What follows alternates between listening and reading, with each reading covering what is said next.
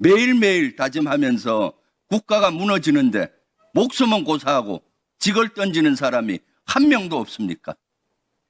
5.16 쿠데타 때 5.16 쿠데타를 막기 위해서 목숨 걸고 저항한 군인이 있었습니다. 있어요, 없어요? 있습니다. 예. 한신 장군이라든가 그 저항한 분도 있습니다. 12.12 쿠데타 때 목숨 걸고 막으려고 하다가 죽음까지 당한 분도 있어요. 알고 있죠? 예. 왜 12.3 내란 때는 현재 군이 한 명도 목숨은 고사하고 직을 던진 사람이 없습니까? 있습니까? 있어요, 없어요? 직을 던진 사람이. 없습니다.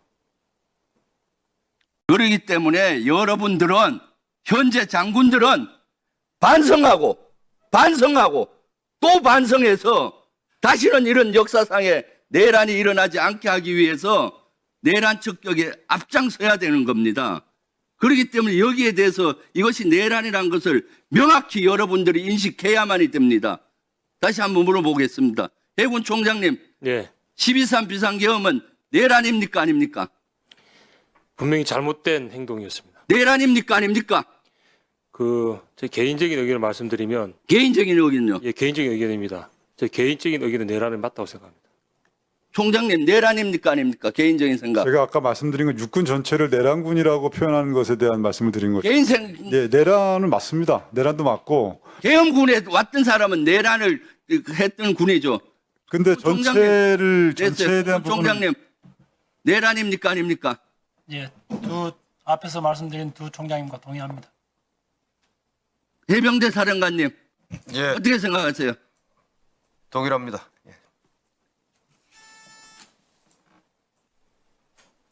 육군 총장 하고 싶은 얘기. 그 12.3 계엄에서 장성단에서 아무도 그 부분에 대해서 문제를 제기하지 못하고 얘기 못한 것은 정말 부끄럽게 생각합니다. 그리고 아까 저희 육군이 전체가 내란군이라는 부분에 대해서는 저는 동의할 수 없습니다. 일부 12.3 계엄에 내란 형태로 참여한 일부 고위직 수뇌부들의 책임이 있다고 봅니다. 그렇지 않고 그 상황을 정확히 모르고 단지 명령에서 행동한 인원까지 전부 내란군으로 표현하는 것은 적절치 않다고 생각합니다. 저는 그 부분을 말씀을 드린 겁니다. 네, 다음은 강선영 의원님 질의해 주시기 바랍니다.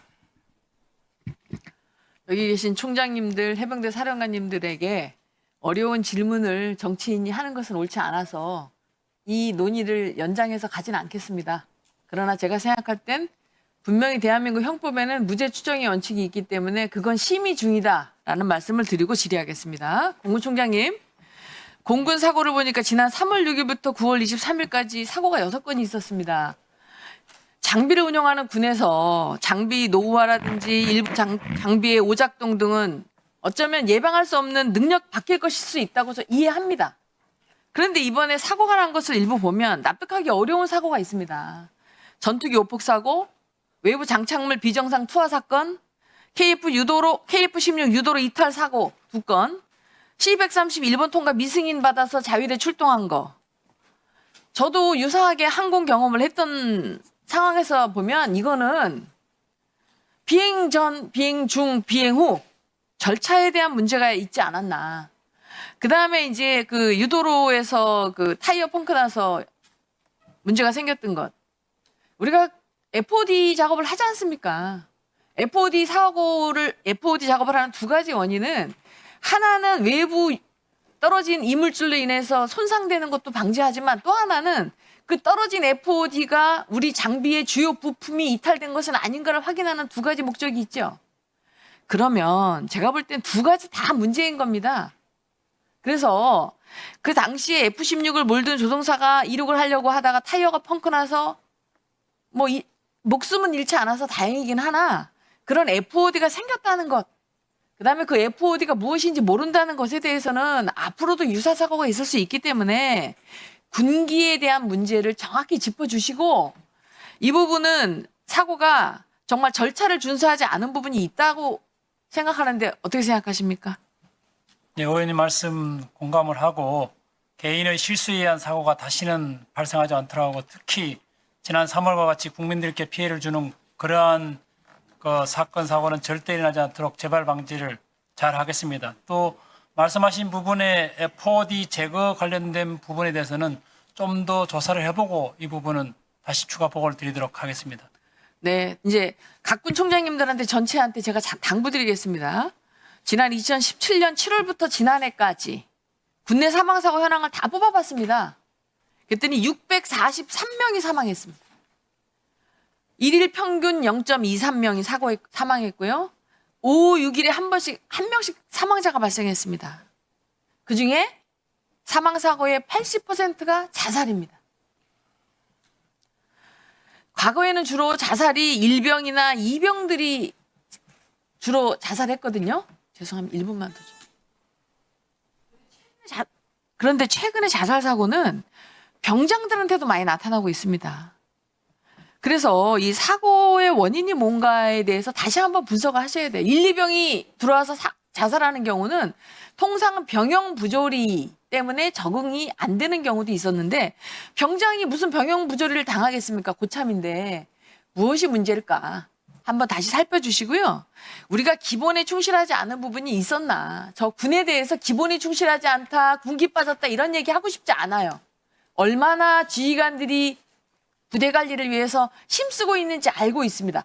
그럼에도 불구하고 사고가 줄지 않다면 다시 한번 다른 시각으로 과거의 매뉴얼대로 할 것이 아니라 다른 시각으로 자살 사고를 예방해야 된다는 부분의 관점을 바꿔서 한번 예방 활동을 해서 자살 사고가 더 이상 일어나지 않도록 총장님들, 사령관님 노력해 주셨으면 하는 걸 당부드립니다. 그렇게 해주시겠죠? 네, 노력하겠습니다. 예, 알겠습니다. 네, 알겠습니다. 네, 수고하셨습니다. 박선웅 의원님도 질의하십니까? 네, 질의하시기 바랍니다. 총장님들께 공통으로 하나 질문 드릴게요. 주임원사 퇴직하면 몇 급, 공무원 기준 몇 급으로 끝나는 줄 아세요?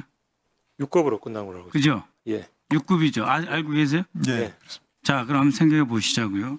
주임원사로 퇴임하시면 그때 연세가 어떻게 됩니까? 55세 정도 됩니다. 그렇죠. 예.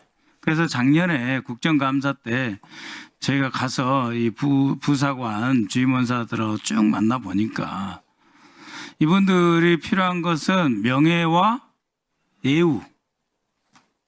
그것이 있을 때 비로소 우리가 예산을 투입해서 급여를 올려주는 게 결합을 해서 더 근무할 수 있는 여건이 형성이 된다.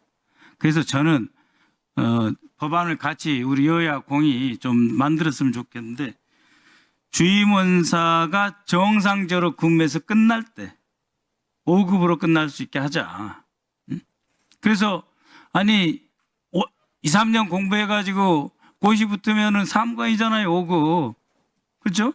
예. 근데 22, 3세부터 다른 경우는 만 19살 때부터 그죠? 55세까지 주임원사 근무하면 그 세월이 얼마입니까? 그럼 35년, 6년 되잖아요. 이분들이 끝나고 전역할 때 5급으로 끝나게 해드리자 하는 공무원법을 개정하려고 그러는데 총장님도 어떻게 생각하세요? 뭐 그렇게 해주시면 저희는 너무 좋습니다. 그러니까 우리가 이제 이 부사관님들도 결국은 절대적인 수에서는 다른 우리 병과나 우리 인적 자원과 똑같이 줄게 돼 있잖아요. 줄게 돼 있지 않습니까? 그러니까 이분들이 더 큰 자부심, 명예 그리고 자식들한테 할 이야기도 있고 우리 정부에서 많이 쓰는 말이 특별한 희생에 특별한 보상 그렇지 않습니까?